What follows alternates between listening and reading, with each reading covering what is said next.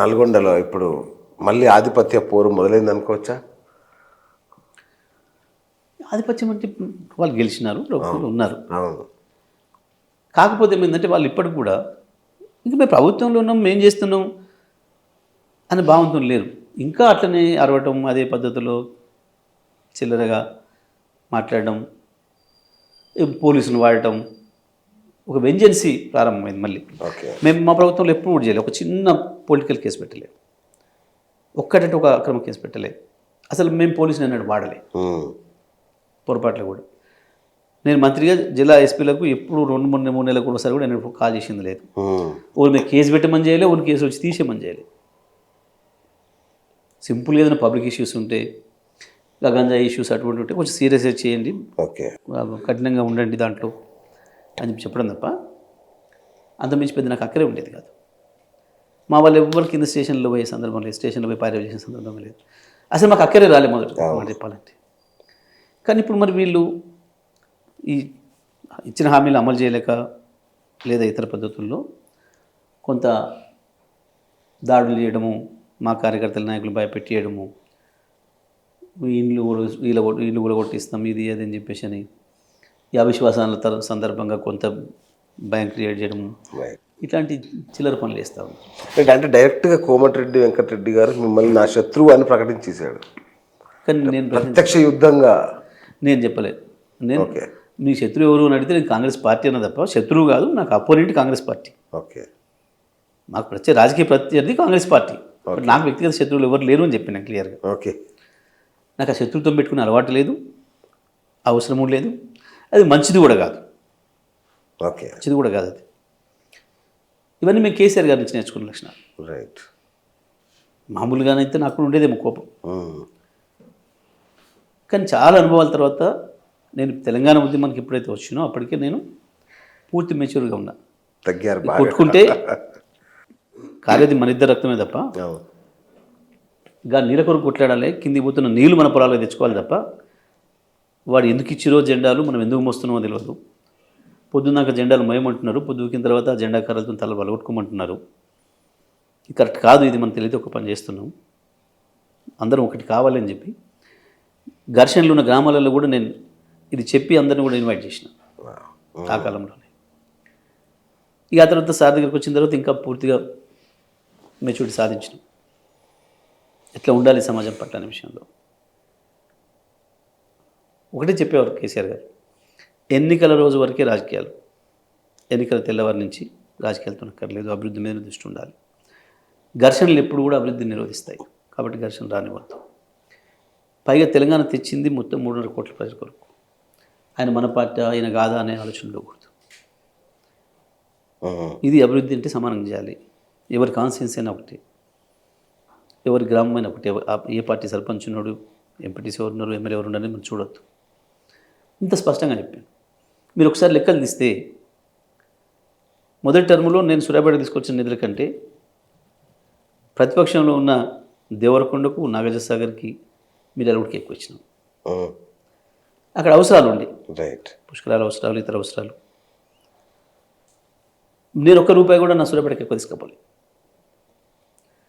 Sir ఒక మాట చెప్పిండి, దాన్ని పాటించాలి అంతే నా ఉద్దేశం.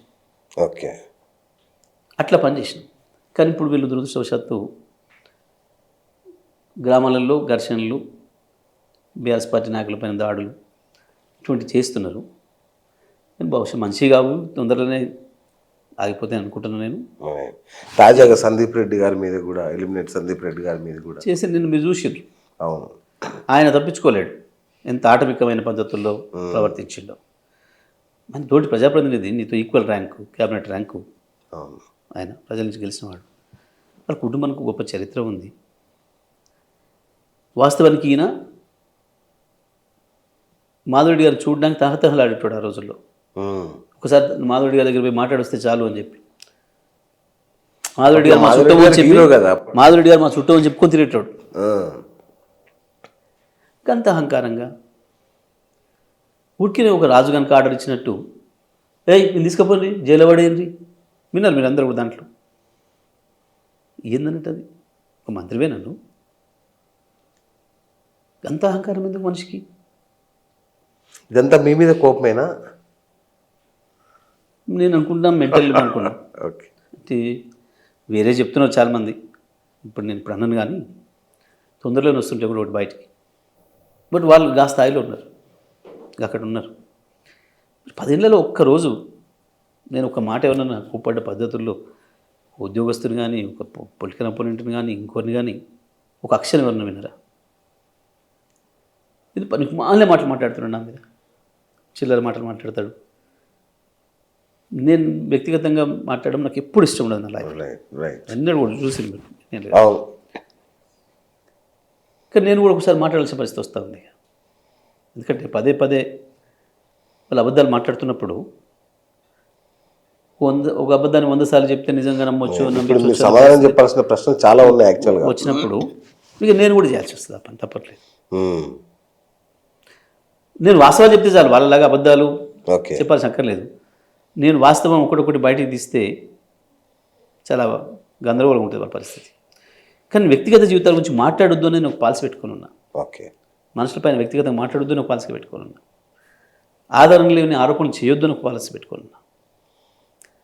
పైగా నేను మంత్రిగా ఉన్ననాడు ఇంకా బాధ్యతాయుతంగా ఉండాలి కాబట్టి వాళ్ళ మాటకు ఒక్క మాట కూడా నేను ఆన్సర్ చేయలేదు, మాట్లాడలే. 10 ఏళ్లలో మీరు అందరూ చూసి పేరే తీసుకోలేనాడు ఎవరిది నేను. కానీ ఇవాళ అధికారంలోకి వచ్చిన తర్వాత కూడా అట్లా మాట్లాడుతుంటే నేను మౌనంగా ఉండడం కూడా కరెక్ట్ కాదు. నేను సరైన పద్ధతుల్లో సమాధానం చెప్పాల్సిన అవసరం. రైట్. ఒక ముగ్గురు హత్య కేసులో మీరు నిందితుడని అరెస్ట్ చేపిస్తానని, తర్వాత ఇవన్నీ ఏంటి అసలు నాకు అర్థం కావాలి. అందుకే నేను పోయి అడిగాను, మీరు హత్యలు కూడా చేశారా అని భయం వేస్తుంది నాకు. అదే చేసేది ఉంటే 10 ఏళ్ళ అధికారం ఉన్న రోజు వీళ్ళు ఎవరు లేకుండా మాయం చేస్తుంది కదా. అదే నిజంగా అలాంటి కేసు ఏమైనా ఉందా మీ మీద? నిందితుడా మీరు? ఇప్పుడు అడగండి, ఆయన ఏ కేసు ఆయన చెప్తున్నాడు ఒక ముగ్గురు కేసులో ఉన్నాడు. వాస్తవానికి 30 ఏళ్ల కింద దామోదర్ రెడ్డి పెట్టించిన అక్రమ కేసులు ఉండే నా మీద. ఓకే. సో అది కాదు అని కుటుంబ సభ్యులే చెప్పారు. అప్పుడే పోయినాయి, తెలిపోయినాయి. ఆనాడు తెలిపోయినాయి అవేవి. 30 ఏళ్ళ క్రితం, 34 ఏళ్ళ కింద ముచ్చట. ఓకే. దాంతోనే నా చదువు నా లక్ష్యం దెబ్బతిన్నది. నేను యాక్చువల్గా నేను ఏ ఐఏఎస్కు పోవాలి, బయటికి పోవాలి అనేది మా టీచర్లు అందరూ నన్ను ప్రోత్సహించేది. ఓకే. నేను స్టూడెంట్ లైఫ్లోనే సోషల్ యాక్టివిటీస్ చేసేది. ప్రజా ఉద్యమాలు ఉండేది. సో నేను గమ్మత్ ఏంటంటే నేను హింసకు వ్యతిరేకం మొదటి నుంచి. గాంధీకి రైట్ పెద్ద అభిమాని నేను. ఓకే. గాంధీ నెహ్రూ అంటే బాగా ఇష్టపడ్డాను. ఓకే. సో గాంధీ చెప్పిన సూక్తిని 8వ తరగతిలో పని మొదలెట్టాను నేను. మన పని మనమే చేసుకోవాలి, ఎవరికొరకు ఎదురు చూడొద్దని. ఓకే. రోజు పొద్దున్నే ప్రేయర్లో చెప్పేవాళ్ళు రావాలి. అది విని తెల్లవారి మా ఊళ్ళోంచి స్కూల్ పోవడానికి డొంకదారి మొత్తం తుమ్మ చెట్లు ఇట్లా వచ్చిండే. నా క్లాస్మేట్స్ అందరూ నెట్టబెట్టుకొని, మా ఎన్ని వ్యవసాయ కుటుంబాలు కూడా గొడ్డెలు ఉంటాయి కాబట్టి మొత్తం ఆ తుమ్మ చెట్లు అన్నీ కొట్టేసేసి సండే నాడు దారి చేసిన మంచిగా. సోమవారం నాడు టీచర్ అడిగిండు, ఎవరు చేసిరా ఇది అని. మిగతా పిల్లలు భయపడిపోయి అందరు నా మీద చెప్పారు. దాన్ని పిలిచిండు, ఎట్లా చేసినావు, రాయింది చేసినావు కదా అన్నాడు. అంటే మనం మీరే చెప్పారు కదా ప్రేయర్లో మన పని మనమే చేసుకోవాలి, ఎవరికి ఎదురు చూడొద్దని. మరి తోబాలకి ఇబ్బంది ఉంది, బాగా ముళ్ళ చెట్లలో వస్తున్నాం, సండే ఫ్రీగా ఉన్నాం కాబట్టి నేను అందరం రమ్మని చెప్పి చేసినది నేను. ఆయన చాలా కూల్ కానీ కూడా చాలా గొప్ప మనిషి. అవును మరి స్కూల్ నీది కదా అన్నాడు. అంటే నాదే. మరి స్కూల్ చెట్టు కూడా ఉన్నాయి కదా, ఇది కూడా బాగా చేయొచ్చుగా అన్నాడు. మీరు అనుమతిస్తే మళ్ళీ సండే నాడు చేస్తారు. అట్లా ఉండేటోళ్ళు నేను. నేను ఇంకా ఏమంతా ఉండే అంటే ఇంగ్లీష్ చదవద్దు అని చెప్పి ప్రచారం చేసినాను 8వ తరగతి 9వ తరగతి నుంచి. ఎందుకు అంటే మనం దుర్మార్గంగా ఆక్రమించి 200 ఏళ్ళు పరిపాలించిన బ్రిటిష్ వాడు, వాడి లాంగ్వేజ్ మనం ఎందుకు చదవాలి, కాబట్టి ఇంగ్లీష్ చదవద్దు. మా టీచర్లు వచ్చి బుక్కి బతికొనేవాళ్ళు, అరే ఇంగ్లీష్ చదవాలరా, చదువుతున్న వయసు అవుతావు రా. నేనేం చదవను, వయసు కాకుండా లేదు చదవనది. గట్లా నేను నమ్మిన ఆదర్శాల కొరకు ఇట్లా ఉన్నట్టు ఉన్నాను. సరే ఎన్ని గమనించే దామోదరెడ్డి వల్ల నన్ను ఏదో కేసులు ఇరికేయాలి, ఏదో ఇబ్బంది పెట్టాలని ప్రయత్నం చేసి, నేను లా పూర్తి చేయకుండా ఉండాలి, నేను లాయర్ కావద్దు, రకరకాలుగా. సరే ఎందుకంటే ఆయన బాగా ఫ్యూడల్ ఆలోచనలు ఉంటాయి. ఓకే. ఇంకో తెల్ల బట్టలు ఇస్తారు రోడ్డు, ఊర్లు బాగుపడతారు రోడ్డు. ఒక్క రోజంటే ఒక్క సంవత్సరం కూడా CDFని వాడలే, కాన్స్టిట్యూన్సీ డెవలప్మెంట్ ఫండ్ వాడలే. బా వెంట ఉన్న కార్యకర్త తెల్లబట్టలు వేసుకోవద్దు. ఆయన భయానికి ఒక్కరు కూడా తెల్లబట్టలు వేసేటోళ్ళు కాదు, ఆయన బట్టి ఉండేటోళ్ళు. ఒక్కరు ఒక సొంత ఇల్లు కట్టుకోలేదు, తర్వాత ఒక్కరు ఒక కారు కొనలేదు. కొంటే ఇరికిస్తాడు కేసులలో భయం ఆయన ఇంటున్న వాళ్ళు. ఆయన ఓడిపోయిన తర్వాత ఊపిరి పీల్చుకుంది ఆయన ఇంటున్న వాళ్ళే ఓకే. మొట్టమొదటిగా సూర్యాపేటలో. అంత పెద్ద ఫ్యూడల్ అందరికీ తెలుసు, బాగా అంటే భయపడేవాళ్ళు. యాక్చువల్ నాకు పాలిటిక్స్ ఇంట్రెస్ట్ లేదు కాబట్టి నేను అసలు పోలే చాలా కాలం. అసలు నేను ఏ పార్టీలో చేరలే. విద్యార్థి ఉద్యమంలో పనిచేసినాను, ఆ తర్వాత ప్రాక్టీస్ చేసుకోవాలని దాంట్లో ఉంటేనే. తెలంగాణ కొరకు మాత్రమే, తెలంగాణ రాష్ట్రం వస్తే తప్ప ఈ సమస్యలు తీరు. ఎందుకంటే నేను బేసికల్గా నేను ఫార్మర్ని, నాకు వ్యవసాయం అంటే ఇష్టం. నాకు అసలు ఎమ్మెల్యే పదవి, మంత్రి పదవి అనేది నాకు అలర్జీ. ఓకే. నాకు అలర్జీ, అంత దూరం ఉండేటోడివి. తెలంగాణ ఉద్యమం కొరకు కేసీఆర్ గారితో అటాచ్ అయినా, కేసీఆర్ గారు ఆదేశాల మేరకు ఎమ్మెల్యేగా పోటీ చేసినా వారి చిన్నంతనే మంత్రి పదవి వచ్చింది తప్ప నాకు ఇష్టపడి నేను కోరుకుని దాన్ని నేను అడగలేదు. ఆ జీవితంలో ఒక్కటంటే ఒక్క కోరిక కూడా అడగలేదు నేను కేసీఆర్ గారిని 23 ఏళ్లలో. ప్రతిదీ వారించుకుంటూ వచ్చింది, పార్టీలనైనా ప్రభుత్వంనైనా. కాబట్టి నాకేం పెద్ద దీని మీద అంతేం ప్రేమ లేదు. పదవి కొరకు దాన్ని బట్టి ఉరికే లక్ష్యం లేదు నాకు. ఇస్తే బాధ్యతగా దేనైనా తెలంగాణ ఉద్యమాన్ని ఎట్లా చేసినామో దీన్ని కూడా అంతే చేసినాం, ఇష్టపడి ప్రేమించి చేసినాం ఇచ్చిన బాధ్యతను. కాబట్టి నాకు వీలేదు అనుకుంటున్నట్టు వీళ్ళ చిల్లర మాటలు ఇవి నాకు అసలు వినడానికి ఇష్టం ఉండదు. ఇంకొక ప్రధాన ఆరోపణ, ఒకప్పుడు మామూలుగా ఉన్న జగదీష్ రెడ్డి ఇవాళ 1000 కోట్ల ఆస్తులు సంపాదించాడు. మీ ఊర్లో 50 కోట్ల విలువైన భవంతి, శంషాబాద్లో 80 ఎకరాల ఫామ్ హౌస్, ఇట్లాంటి చాలా చెప్తున్నారు. మరి పిచ్చి మాటలు ఇవన్నీ పిచ్చి ప్రేరేపణ తప్ప. ఒకసారి వచ్చి చూడాలి ఇల్లు ఏంది అదేంది. ప్రగతి మన గురించి ఇక్కడ వాగిరు కదా, 60 బెడ్రూమ్లు 80 బెడ్రూమ్లు బాత్రూమ్లు, వాటికి కూడా ఏంటో ఇవి అవి అని. అవును. ఇప్పుడు మరి పోయి చూసిస్తే మొత్తం మీడియా తీసిపోయి లోపల ఒకసారి చూపిస్తే అన్నీ కలిపితే 6 బెడ్రూమ్లు అని దాంట్లో. గంతే పనికిమాలిన మాటలు తప్ప. సరే ఇంకోటి ఓ చిల్లర బాగుడు అవుతాడు, ఏదో చెప్పులు లేకుండే స్లిప్పర్స్ లేకుండే చిల్లర మాటలు. నేను ఒకసారి చెప్పిన, ఓకే నేను రెడీగా ఉన్నా, నువ్వేంది నువ్వు పుట్టి పెరిగిన ఇల్లు ఏముండే, నాదేముంది ఇంకా అట్నే ఉంది కూలుతున్నా ఉంది, ఒక్కసారి మీడియా వాళ్ళని పోయి చూసినామని చెప్పు. మీ నాయన పేరు మీద ఎంత భూమి ఉండే, మీ తాత పేరు మీద ఎంత ఉండే, మా నాయన పేరు మీద ఎంత ఉండే, మా తాత పేరు మీద ఎంత ఉండే, ఒకసారి చెక్ చేసినామని చెప్పు. ఇక నువ్వు బతికినవా, చెప్పులు లేకుండా తిరిగినవా, నేను తిరిగినా తెలుస్తుంది. బట్ నాకు ఇష్టం లేదు, నేను పెద్ద భూమి ఉన్నాను ఇంకోటి అని చెప్పుకోవడం నాకు ఇష్టం లేదు.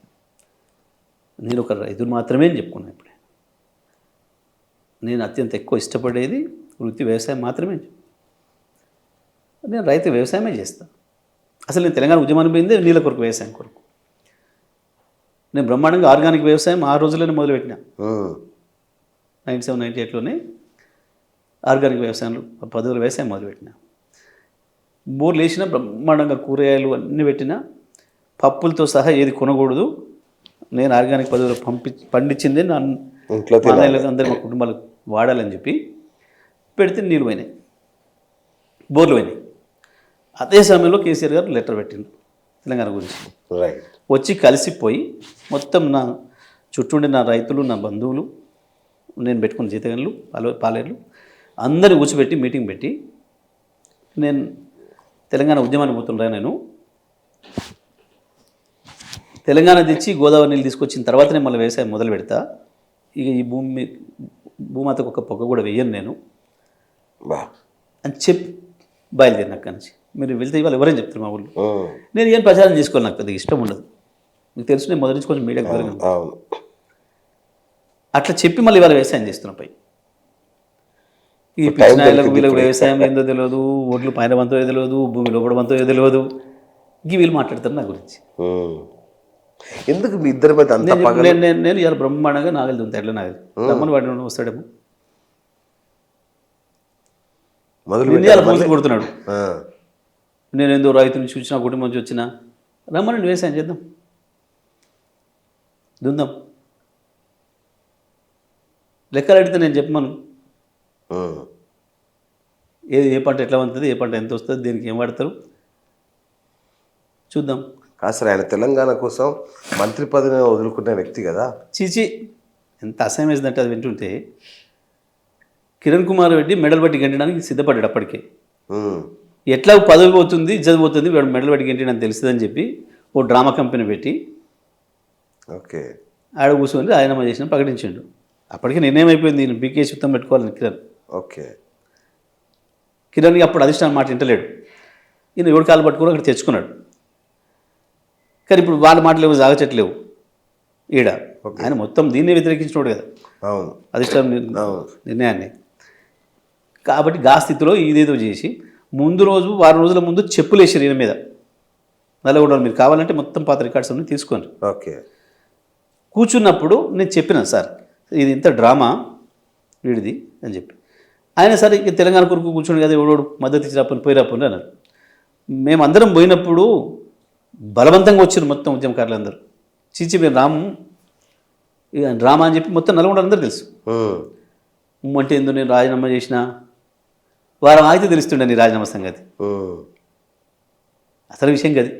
ఓకే. ఓకే. రైట్. మీ మధ్య ఎందుకు ఇంత ప్రత్యక్ష యుద్ధం జరుగుతుంది అంటే, ఆయన టీఆర్ఎస్కి వస్తా అంటే మీరే ఆపారు, అసలు ఎవరిని ఎదగనియరు మీరు నల్గొండ జిల్లాలో అనేది బలంగా ఒక వినిపిస్తున్న మాట. నేను ఎదగనియడ్డును అంటే అవతల పార్టీ మీద నేను పూర్తిగా రాజీ లేకుండా ఉండాలి కదా. ఎట్లా గెలవనిస్తా? నేను అవతలని ఎందుకు గెలవనిస్తా? అంటే మీ రానివ్వలేదు అనే మాట. ఒకటి వాస్తవం, మేము అనుకున్నది సార్ కానీ నేను కానీ, పార్టీ నీట్గా ఉంది, మంచిగా ఉంది, ఉన్న కాడికి అందరూ ఒక తిరుగు ఉన్నాం.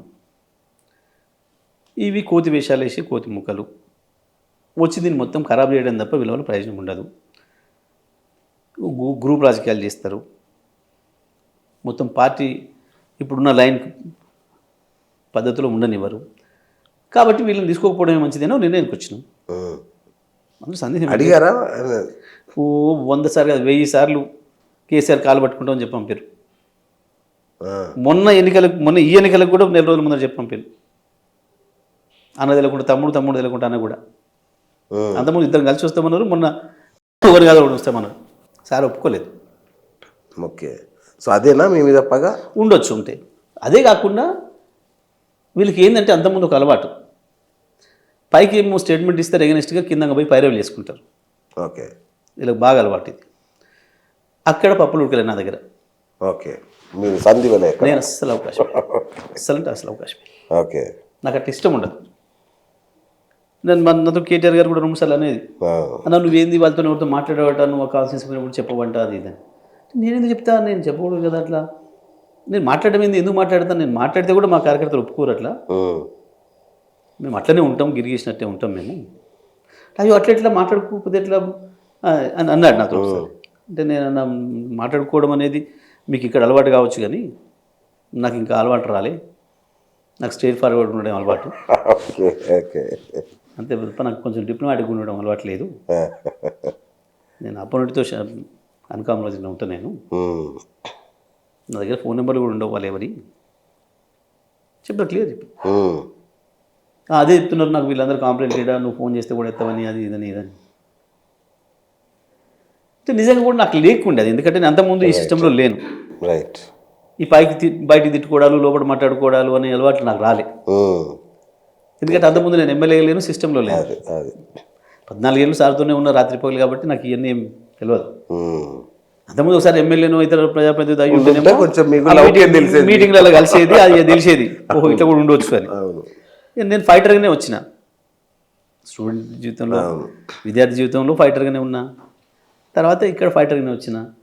కాబట్టి ఈ పార్టీలలో ఉండే ఆ సంబంధాలు నాకు తెలియదు. ఓకే. ఓకే. అట్లా మెయింటైన్ చేసిన. అది వీళ్ళందరికీ కోపం ఉండే, ఈర్ష్యం ఉండే. ఓకే. ఇక నాకు అహంకారం ఎక్కువని ఇదని అదని అన్నీ పుట్టించేది. వీళ్ళందరూ అనుకునేది కూర్చున్న కాడ. కానీ నాకు అహంకారం ఇంకోటో కాదు. అట్లా మనం ఉండకూడదు కదా, మన వాళ్ళతో మన లైన్ మనది, వాళ్ళ లైన్ అన్న పద్ధతిలో ఉండేది. ఓకే. ఓకే. ఓకే. అందులో నాకు చుట్టూ ఎప్పుడు మా వాళ్ళే ఉండేది, ఎమ్మెల్యేలో మా వాళ్ళందరం కూడా. సో ఆ పద్ధతిలో ఉన్నది తప్ప నాకేం మీద కోపము, కక్షలు అటువంటి నాకు ఎప్పుడు లేవు. రైట్. రైట్. ఎప్పుడు ఉండవు. రైట్.